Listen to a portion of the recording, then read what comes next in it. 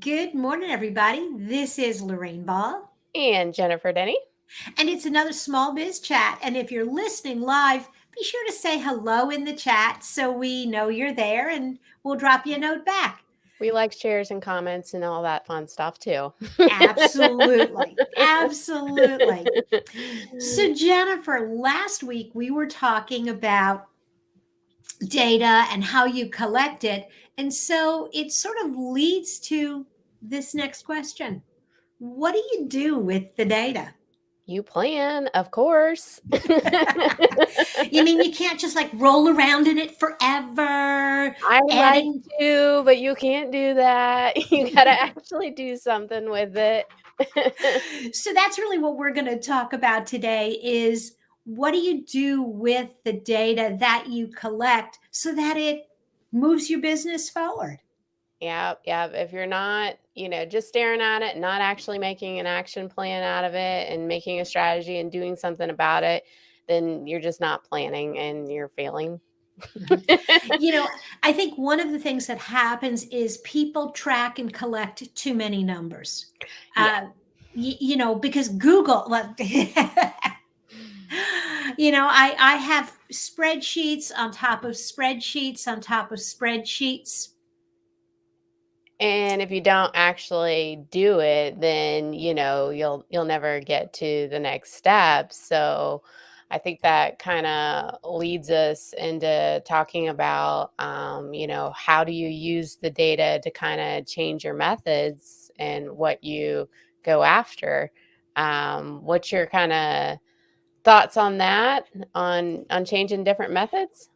So when I look at different methods, one of the things that I look at is, or changing my methods is I look by platform. And a good example is email marketing. When I look at email marketing, I look at opens and click throughs. And those two numbers work together. So if your open rate is great and your click through rate isn't, that means that you've got a loyal following, but they're not interested in what you're sending them. Yep. Conversely, if you have a low open rate, but your click throughs are great, that means that your content is really good. You need to work on your headlines. Yep. So you really have to use the data. I'm going to apologize now. If you're following us on LinkedIn, Not working for us. it's not work. Technology is just not our friend, but Mm, hey, we'll replay it later. It'll be Will fine. it? Yes. So, So then I think about that with ads. I mean, you think about email marketing, I think about ads, and I mean, there's several metrics inside of there and reach and frequency, how many people are seeing my ad and how often are they seeing it? And then I think about like, are they even engaging with them? Like, that's my very first thing. If I can't even get them to stop scrolling and engage with the ad, then the other metrics that you talked about with email, like click through rate, none of that really matters. so as you're looking at those numbers, how do you maybe use data in that case to not just change, first off, change your methods, but then also allocate resources? Well, so you have to think about, okay, what type of marketing am I doing? And who do I have on my team that is currently handling that? Maybe I'm looking at, okay, maybe there's someone that could be a better fit. Hmm. Maybe I'm looking at, maybe I need to hire out, or maybe I just need to train a little bit better on that particular. Maybe I'm also just missing a type of marketing. I don't have that top of funnel type marketing versus bottom of the funnel. What do you think about? Well, when you're thinking about that, I think about, and I'm going to go to Google and web, and everybody looks at the traffic number and are you getting more people? And I always want to know where's it coming from, Mhm. because then I'll break it down. If my organic traffic isn't, I like to see it twice as much as my direct. But if my organic traffic isn't twice as much, then I know the resources need to be directed to creating more content, optimizing pages. But if Yeah. the organic traffic is good and the direct is really not, I hate to break it to you people, you got to get out from behind your desk. You got to get out into the real world. Because direct traffic is driven when somebody finds you elsewhere and goes looking for you online. Kinda. I do have to mention that direct traffic is sometimes traffic that Google is unsure what the referral source is, so it can be a mystery bucket too. Mm-hmm. So it's not just directly entering the URL. I have to throw that out there. But if it's your top source, it's not good. That means your No, marketing's not working no, and or but your tracking. well, or it means you're going very old school and you're not taking advantage of the other things. Yep. Um, if your social media traffic is less than you would like, You're get not engaging. social. Yeah. Yeah. And then you can even kind of break it down and go, okay, is LinkedIn working, but Pinterest isn't, or Instagram, and kind of really refine from there. Yep, and then look at your paid channels. I mean, those channels are definitely your organic and, lots of muscle in there, but you're gonna have to pay to play at some point or another, so you gotta Mhm. look at that as well. So, how many numbers do you juggle? Well, I'm a weirdo, okay? Mhm. Like, I really obsess about the numbers. I do look at numbers at individual channels, so I try to judge the channel, and I'm trying to pick 3 or 4 metrics per channel that, are the big highlights whenever I'm talking with the client. But if I'm gonna be honest, somebody that's actually optimizing and getting in there on a weekly basis on different things, I'm looking at a lot more than that.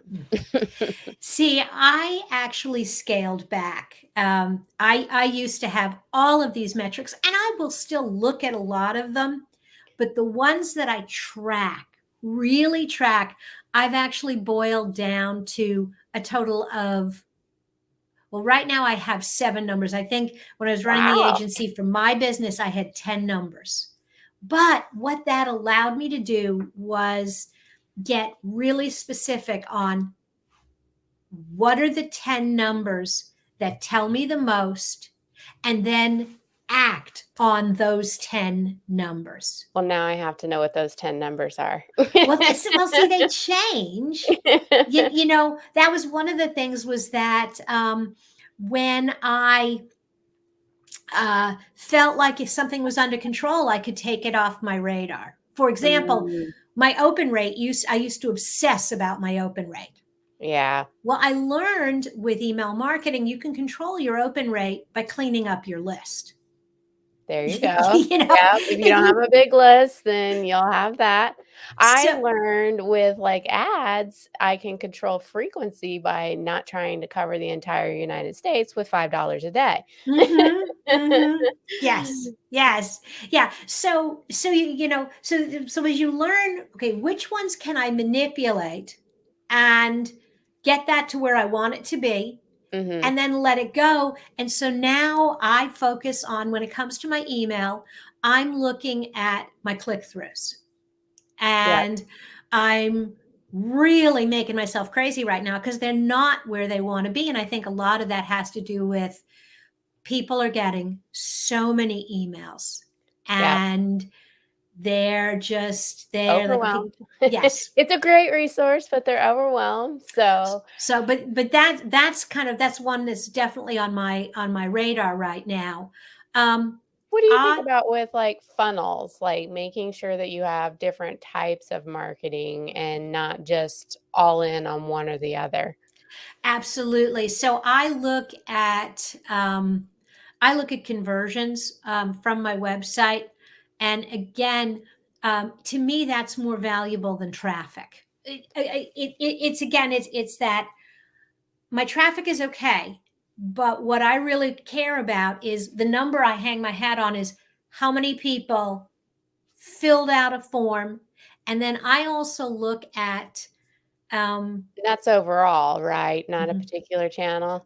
That's an overall right Okay. now, because I don't have enough for the digital. For round peg I did, but for the toolbox I didn't have I don't have enough traffic coming from each channel to really go down that rabbit hole yet.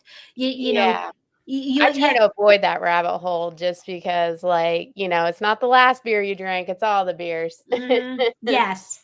But also the other side of conversion, I get a lot of people that fill things out, but I also, the number that I started watching recently is the size of my email list, because Okay. I have a lot of people that come.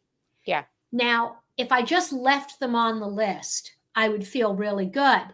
But if Right. they don't open up an email in 6 months, I actually take them off. So the size of my list is actually much more reflective of my engagement. Yep, yep, it's not the size that matters, it's the engagement. And and that's true in so many things, right? Yeah, yeah, you don't wanna be real spread out. I think a lot of people wanna go, "I wanna go as many people as possible." It's like, yeah, you want quality Mm. over quantity. You could say that about content, you could say that about your ads, you could say that about email, you could say that about a lot of things. You want that quality, but, how do you get that quality? Well, you have to take a look at the content that you're writing and what type of content, and back to the metrics when you're looking at content. What's your favorite metrics when you're looking at content? Ooh, that has changed. Yeah. I've been blogging a long time, and back in the day, we would count comments. Yeah, yeah. I'm looking at time on site. Mm-hmm. Do people bounce sorry, I gotta start with bounce out. Do they bounce out? Do they not look at anything else, click on anything, and immediately bounce? How much time do they spend on that page? How far do they scroll down? And then where do they go next? Those are kind of the metrics I'm looking at Mm-hmm. on whether or not content is of value. Maybe even the exit rate. Do they exit on that page? And see, I tend to be a little more superficial again, because I can't act on all those things. So I definitely look at what pages are points of entry. What Okay. are my top landing pages? What, because that tells me which of my marketing is working. Yeah. Um, and then I do look at the exit pages. And those two numbers, the reasons I look at that is, if this is my point of entry, and if this is a page that's getting a lot of views, then I'll go back in and re-optimize the page. I'll add the pages that are working. I'm going to add more content to. Yeah. I see, I feel like I can affect those other metrics I talked about, like time on site and bounce rate. I feel like if I didn't write good content, it wasn't engaging, and I didn't have good information, or maybe not good call to actions on, the bounce Mhm. rate, or not leading to the next topic, I feel like I can affect those. It's just kind of elusive on, what's going to work and what's not going to work. You just got to keep trying. Well, you've got to keep trying. And also, oh, and then we may have a visitor from a cat here. But That's okay, we love cats. yes, part of it is, if I had an unlimited amount of time to do nothing but optimize my blog posts and my website, then I would look at all of those numbers and I would focus on all of them. What I have found, and I think for a lot of the smaller businesses, is diving into all of those numbers. I mean, this is what you do full time, all day, Yeah, every day for all of yeah, your clients. yeah. But if I'm going to do it for me, or if I'm going to do it You're for, gonna have to do a recommend for lot small less. business, is Yeah. it's a few and act on them. And Yep. and that's just, I That's the love the difference between numbers. doing it yourself with, like, digital toolbox, or Mhm. hiring somebody and going deeper. That's the big difference. Great way to plug us at the end. We're going to wrap here, because I think you and I can talk about data and numbers and metrics, ad nauseum. Probably, definitely. So in the meantime, what I want to do is encourage everybody, if you're looking for help, definitely check out Jennifer's elevated marketing solutions. And then digitaltoolbox.club, even if you're doing it yourself and you're a business owner or you have a team member, there are so many resources inside of there to get them started on where to start. I mean, what do you have, 30 years plus? And I've got 15 years plus. Like, There's a lot of years there. And next week, be sure to come back because we're going to talk about trends for yes, 2022. what's going to be fun and cool. Awesome. All right, everybody, have a great weekend. Take care. Bye now.